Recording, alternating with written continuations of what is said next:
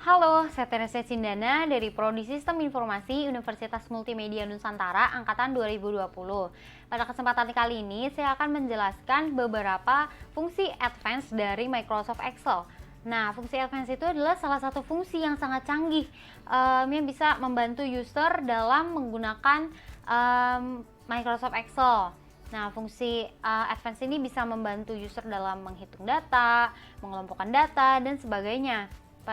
Tapi orang-orang pada umumnya tuh jarang banget menggunakan fitur-fitur ini gitu. Padahal fitur-fitur ini sangat canggih dan sangat membantu.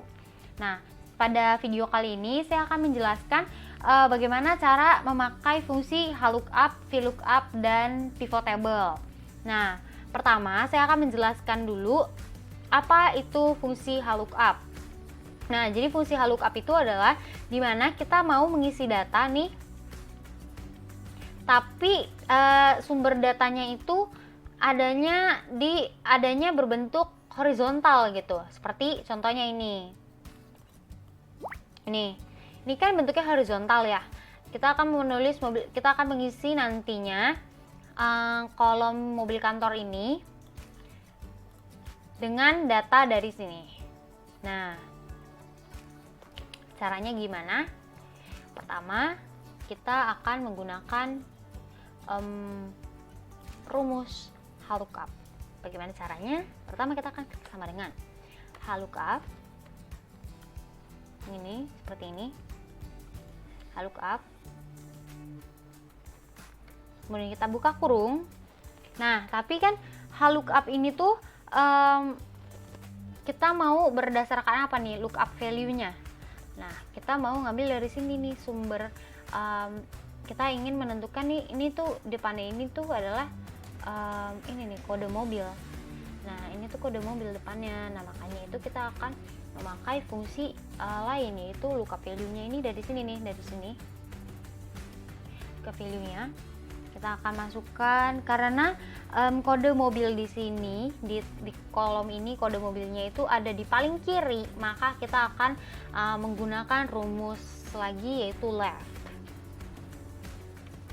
Nah, kemudian kita buka kurung lagi. Ada tulisan text dan number characters. Nah, ini maksudnya itu adalah dari kiri kita mau ambil berapa karakter. Itu maksud dari di sini nih. Nah, karena di sini kode mobil itu cuma ada 2 karakter, maka kita masukkan ini dulu deh. Nih, kita klik dulu kolomnya. Dari C5 kita mau ambil 2 karakter dari kiri, maka kita kliknya adalah C5,2. Nah, seperti ini. Kemudian kita akan pakai lagi koma lagi. Kemudian kita akan tutup seperti ini, koma. Nah, di sini ada table array. Maksudnya apa? Kita itu mau pakai data dari mana gitu kan. Nah, kita mau pakai data dari mana, kita masuk ke sini nih. Kita drag aja seperti ini. Nah, ini kita drag ada 2 kolom. Nih, di atas langsung ketulis C23 sampai H24 dan H24 gitu kan. Nah, terus habis itu ketika udah kita drag berapa kolom, koma, karena kita drag 2 kolom, maka kita koma 2. Nah, di sini kita tinggal tutup kurung. Terus kita enter. Nah, langsung keluarkan EcoSport. Nah, EcoSport itu bener nggak sih 10 itu, kode 10 itu EcoSport? Nah, benar. Nah, kalau kita mau drag ke bawah nih seperti ini. Kita kalau mau lebih gampang kita tinggal drag ke bawah. Nah, tapi kan ini tulisannya NA. Karena itu tuh kayak salah gitu. Nah, untuk menghindari ini kita harus kunci setiap tabelnya. Nah, yang perlu kita kunci adalah nanti kan ini C5,2 ini kan nanti berubah nih ke bawah. Kalau misalnya dia adanya di bawah, nanti maka dia akan C6 gitu kan. Tapi sumber datanya dia tetap sama, tetap maunya dari C23 dan H24. Nah, maka dari itu yang kita pengen tetap sama itu kita kunci dengan pakai simbol ini nih, seperti dolar-dolar gitu. Kita kunci di awal dan di tengah seperti ini. Kemudian di sini juga kita kunci juga di sini. Nah, maksudnya dia maksud tadi kunci ini adalah agar dia tidak berubah-berubah gitu. Nah, kita kunci nih. Udah kita kunci kayak gini, kita enter. Tetap EcoSport, tapi ketika kita drag ke bawah seperti ini. Nah, dia akan ngikut ke bawah, akan beda sesuai dengan kode mobilnya yang ada di awal itu. Nah, udah kan seperti itu sangat membantu. Nah, kemudian kita akan memakai VLOOKUP. VLOOKUP itu maksudnya adalah vertikal, datanya vertikal. Seperti ini. Ini kan datanya vertikal ya. Seperti ini. Kemudian kita di sini akan memakai fungsi VLOOKUP. Nah, pertama kita harus tahu dulu dalam kode ini si divisi itu ada di mana sih? Nah, coba kita perhatikan. Seperti ini. Nah, ini adalah 00, 007, 10, 111. Itu ada di 00, 10, 11. Nah, berarti dia adanya di mid, ada di middle. Maka dari itu kita akan pakai dia nih 00, 10, 11, 11, 00. Oke, maka kita pakai. Nah, kemudian seperti ini kita akan pakai fungsi VLOOKUP. VLOOKUP. Buka kurung. Karena kodenya itu ada di mid, ada di middle, maka kita mid. Oke. Nah, mid kita buka kurung lagi. Kita ambil dari sini, karena midnya kita akan ambilnya dari sini. Start number. Nah, maksudnya start number tuh si itunya ada di mana sih? Ada di karakter keberapa? Kodenya ada di karakter ketiga kan, 00 tuh. Ada di karakter ketiga. Oke, start number maksudnya adalah dia mulai dari karakter berapa? 3. Koma number karakter, berapa number karakter yang mau kita ambil. Karena di sini dia cuma ada 2, berarti kita ambilnya cuma 2 kan? 2. Klik 2. Nah, udah kayak gitu. Kita tutup kurung lagi. Nah, koma lagi, table array. Dia minta table array. Nah, di table array ini cara mudahnya adalah kita tinggal drag aja kayak gini. Nah, oke, ketika kita drag kayak gini, kita drag berapa kolom, itu akan kita isi di koma 2. Maksudnya koma 2 adalah kita drag 2 kolom, makanya kita tulis koma 2. Kalau misalnya kita drag 3 kolom, maka setelah kita drag begini, kita tulis koma 3 gitu. Kemudian ketika kita udah koma 2 kayak gini, ya udah kita tinggal tutup kurung aja kayak gini. Kita enter. Langsung keluar deh divisinya IT. Nah, bener gak sih 00 itu IT? Bener kan? Nah, kita tinggal drag ke bawah kayak gini. Nah, ini kan kayak NA gitu, karena kita nggak kunci. Kita kunci dulu nih ya. Kita kunci nih si B19, kita kunci kayak tadi.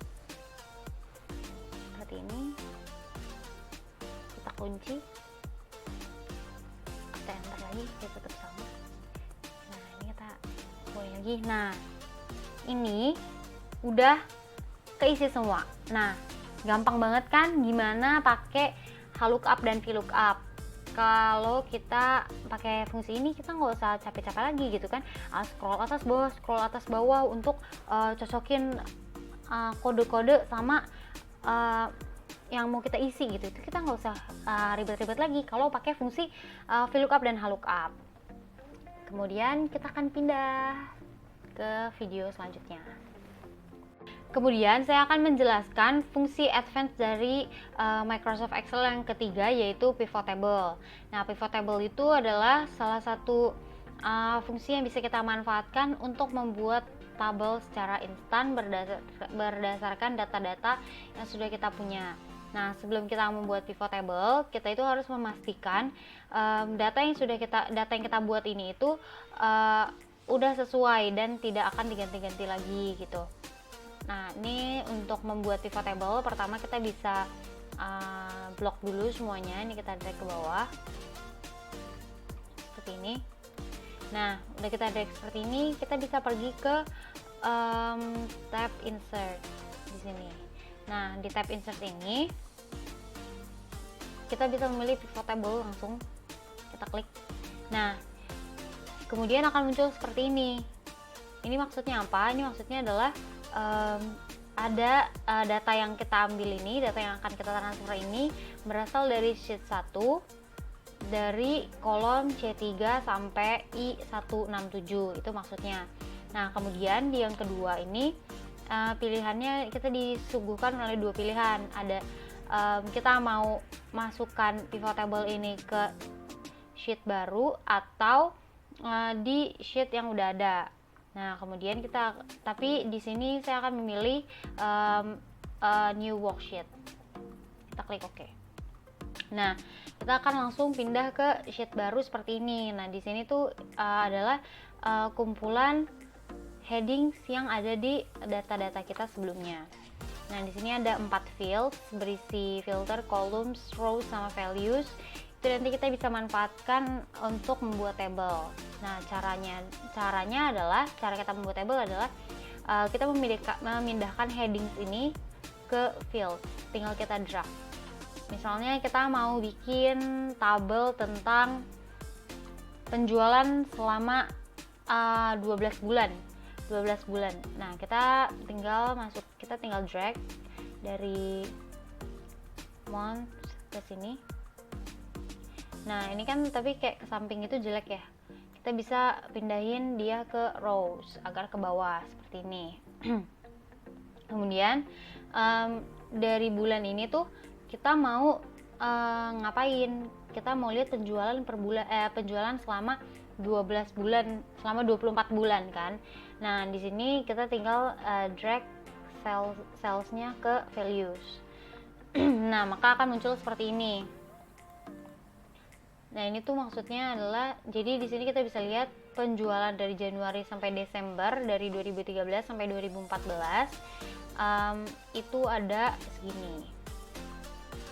Ini totalnya. Nah, ini adalah keuntungan memakai pivot table karena kita tidak perlu menjumlahkan ulang semuanya, karena ini langsung ke jumlah ulang semuanya, ke jumlah otomatis semuanya. Nah, ini kan bentuknya mata uang, tapi di sini angkanya jelek, jadi kita bisa drag lagi, kita ke home, terus kita select di sini sebagai mata uang, tinggal kita klik. Nah, di sini akan langsung kelihatan. Ini adalah total penjualan dia dari bulan Januari hingga Desember sebesar $1.558.672.